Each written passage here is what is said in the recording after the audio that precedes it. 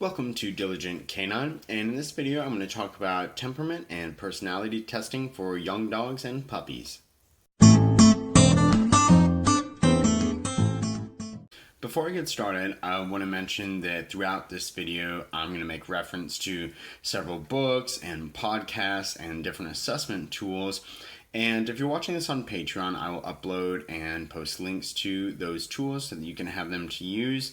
And if you are watching on YouTube, then please, by all means, feel encouraged to subscribe on Patreon.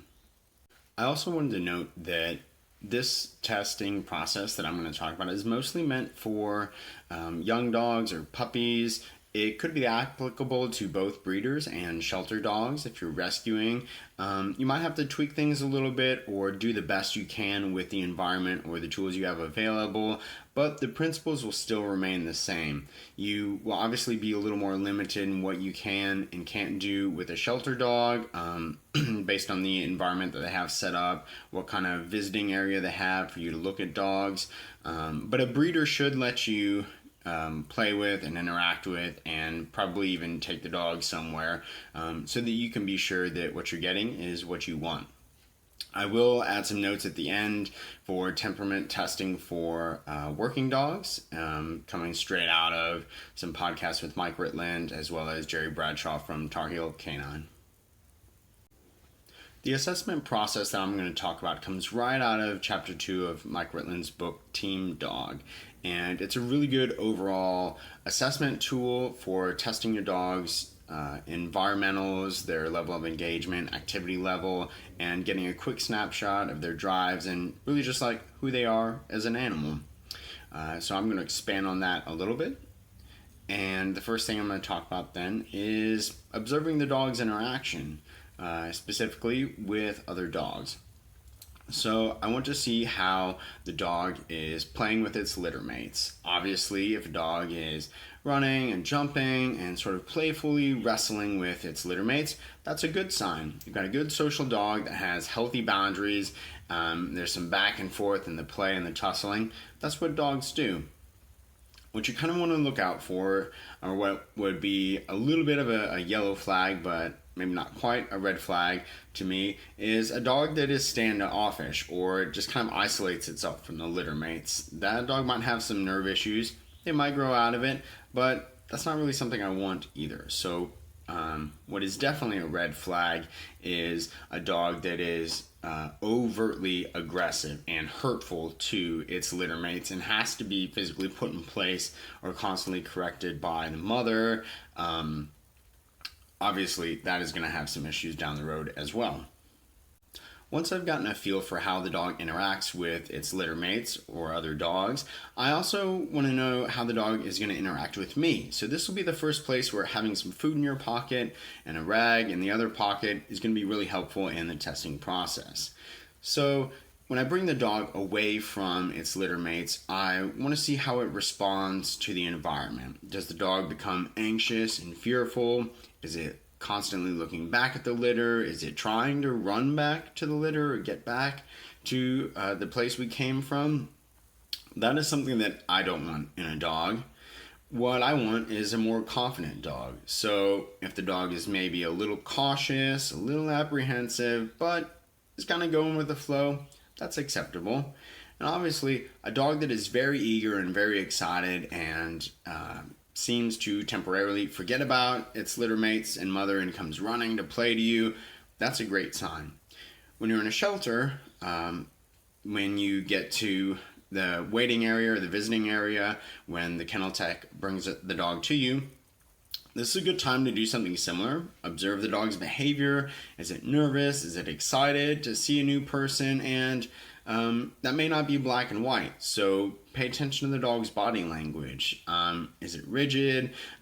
What's going on with his tail? Where is its tail in terms of its body? What's his fur doing? Is it hackled up? Is his tail poofed out or his ears back? Will it take food from you? So those are important things to watch out for there when you first meet the dog.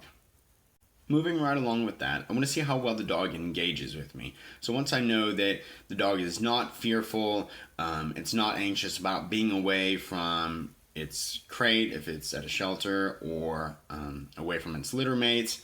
If it's from a breeder, I want to try to get some engagement from the dog. So that might mean luring with the food. It might be just running around, making some noise, seeing if the dog chases me. Really, this goes hand in hand with the previous test and seeing how well the dog will engage with a new person, you, versus desiring to go back to the safety of where it just came from. The next thing I want to take a look at is the dog's prey drive and assertiveness. So this is where a rag or a ball is going to come in really handy. So I will present the rag or a ball to the dog and see if they want to play with it, or what's their response. If I just pull a random object out of their pocket, do they want to put it in their mouth? Are they curious? Do they want to smell it? Are they afraid of it? These are important things to observe, no matter how old the dog is that you're trying to adopt or buy. The next thing I'll do is start to move it around. I'll give it some life, if you will, and start to tease the dog with the rag or the ball, bounce the ball. And again, I'm observing how eager the dog is to chase or chomp it, that ball.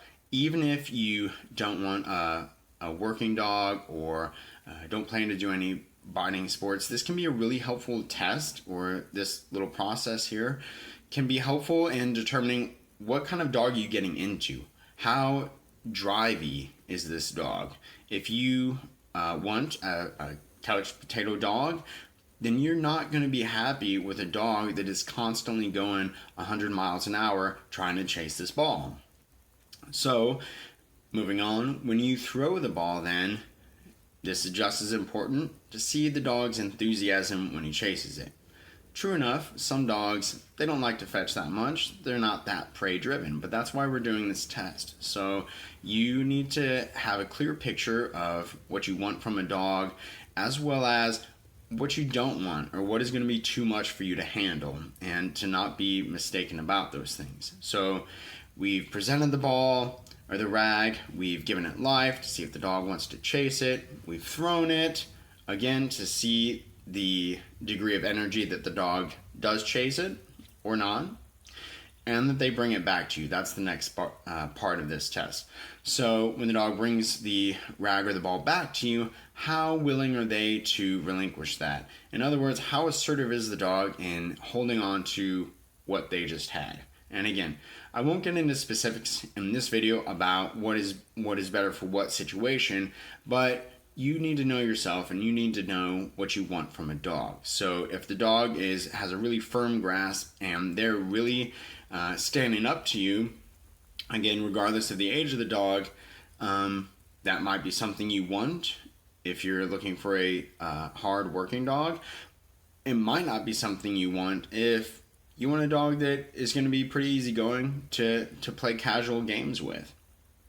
The next thing to pay attention to is how the dog responds to barriers and other dogs, and we can test these together.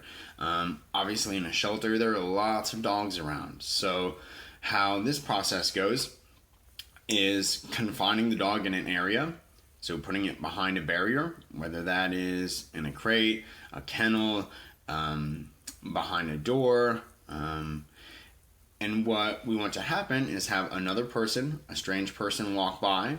Or again, if you're in a shelter, you can just observe the dog in its kennel run and see what happens when people walk by. Just observe the dog for a while. And pretty much across the board, what we don't want to happen is for the dog to charge and be aggressive, trying to attack those people or other dogs as they're walking by. Obviously, that is going to cause problems. What will also cause a lot of problems, but doesn't draw as many red flags, is a dog that does the opposite and fearfully runs away or tries to actively avoid people that are just casually walking by. Now, when you do walk by with another dog, this is where you have to be really careful, especially in a shelter setting. It's not a fair judgment or assessment of the dog that you're prospectively adopting if a very reactive or a very aggressive dog is your sort of benchmark walking by, okay? And that's going to provoke an unnatural response, or a response that's atypical of the dog that you're looking at. The next thing that Mike talks about for puppies once you've taken them on a car ride is to put them on some sort of strange or obscure surface. I think in the book he talks about putting a puppy on like a big roll of fence, which is kind of strange when you think about the uneven surface and the wires of like a chain link fence when it's rolled up. Obviously, hardware stores and stuff have like polished slick floors or wax slick floors. Pallets are another thing. Also at the home improvement stores, they have the carts to like carry your lumber and things that kind of like teeter, and they can be a little slick as well. Graded floors are something that can commonly cause problems for dogs, as well as stairs that don't have backless stairs, so where they can see out and see how high they're getting as they go up the stairs. So the last step then is paying attention to the dog's adaptability to a new environment or walking on a strange surface. So again, we're looking for a dog that ideally is confident and pretty cool and collected or enthusiastic, depending on the specific traits you're looking for. And somewhere in the middle, we have a dog that is cautious, maybe a little apprehensive, but doesn't take too much coaxing to proceed. And obviously the things that we don't want or that would be red flags are dogs that become completely shut down or aggressive or flee the other way. Those dogs, even if you're not looking for a sporting or working dog, those dogs are going to have issues down the road as well in terms of fear and anxiety. When it comes to selecting working dogs, I'm certainly no expert and have very little experience in this, but there are some good resources out there. There is an episode of Hits Radio, the Hits Radio podcast with Mike Ritland, where he talks about selection testing for military and working dogs as well as protection dogs. Jerry Bradshaw's book, Controlled Aggression, has a whole chapter dedicated to selection testing for green dogs, and I converted the material from that to a Google, I think they're called quizzes, but it's a little test thing that I've shared that you can use yourself at your disposal. There are some other assessment tools that you can use. One very common one is CBARQ, C-B-A-R-Q. And I think it's about 60 questions. There is a shorter or abridged version that's 20 or 24 questions. And that test is kind of like what I've talked about here. A general assessment looking for things like reactivity, aggression, fear, and really just kind of getting a picture of where your dog's at and how they interact with other people and dogs and their environment. Again, I've made a Google quiz for both the CBARQ, the short version, the 24 question one, as well as Jerry Bradshaw's recommendations in Controlled Aggression. For that one though, be sure to read the book and understand the content and the testing process and know why those tests are being conducted and exactly what they're looking for. The rub here, and this is true for this whole video and any kind of dog that you're looking at and any type of person that's wanting the dog, when you understand what the test or the tool is measuring, the results matter less. If you know what you want and you know what the test is measuring, and if it's accurate, then you simply change your criteria and what is going to work for you. So if one test is geared towards assessing aggression and assertiveness, if you're looking for a protection dog, those are qualities that are going to be important to you. If you want a dog that will play well with other dogs in your house and just relax most of the day, then you might be able to use the same test, but you're going to want very low scores on that assessment. That leads me to my closing thoughts on this video. And first of all, you should know what you want. You should have a really clear picture, and you should have a really clear picture of How to assess that? How do I know what I want? How do I know that a dog has what I want? What kind of tools or processes am I going to use to gather that information? All of the mini tests, if you will, that I've talked about throughout this video can be scored on a very simple, like 1 to 3 system. And a really easy way to do this process is to go to my Google quiz.